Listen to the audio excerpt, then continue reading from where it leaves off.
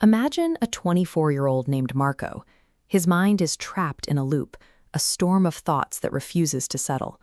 This isn't just a mental strain, it's a physical one. He stares at the ceiling for hours, waking up exhausted, feeling like the capacity for simple joy has been drained out of him.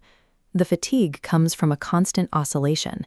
His attention is pulled backward into the regret of the past, then snapped forward into the dread of the future, rarely landing on the moment he's actually in.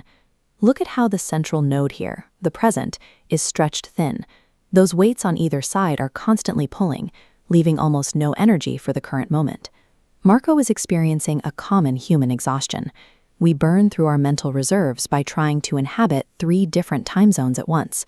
Desperate for a fix, Marco hears about a former city psychologist who retired to a remote village in the hills.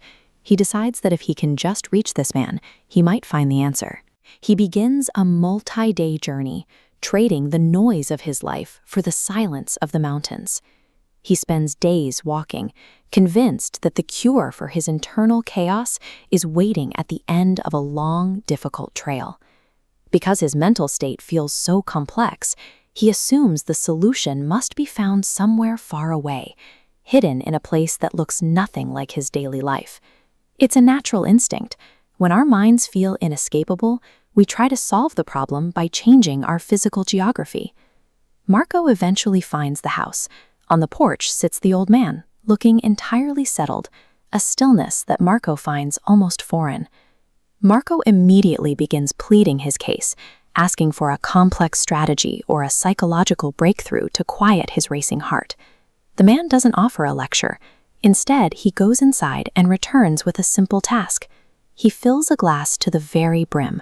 The water is bulging over the rim, held in place only by surface tension. It is perfectly full, ready to spill at the slightest tremor. The instructions are simple. Carry this glass to the edge of the village and back. If a single drop hits the ground, the task is a failure. It seems like a distraction.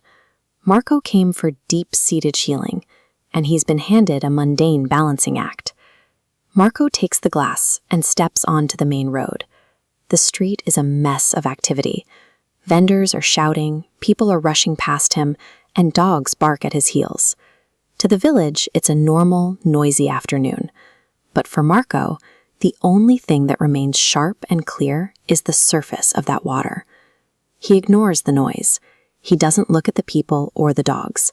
Every bit of his focus is concentrated on the steady movement of his feet and the glass in his hand. He completes the circuit and returns to the porch. He holds up the glass, showing the old man that it's still full to the top. He just walked through the busiest part of the hills, yet for those few minutes, his mind was completely quiet. When the man asks about the shouting and the dogs, Marco realizes he didn't perceive any of it. He was too busy with the task. This highlights the reality of human attention.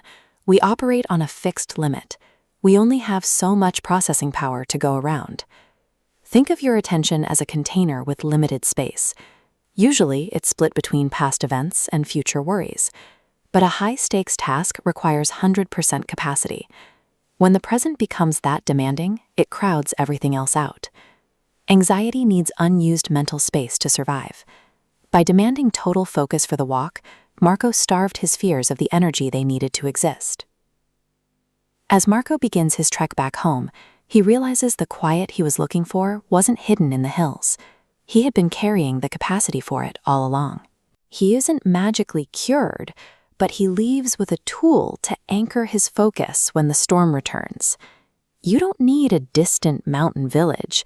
You just need your own glass of water, a task that demands your immediate, total presence. Peace isn't found by trying to empty the mind. It's found by filling it completely with the moment you are in right now.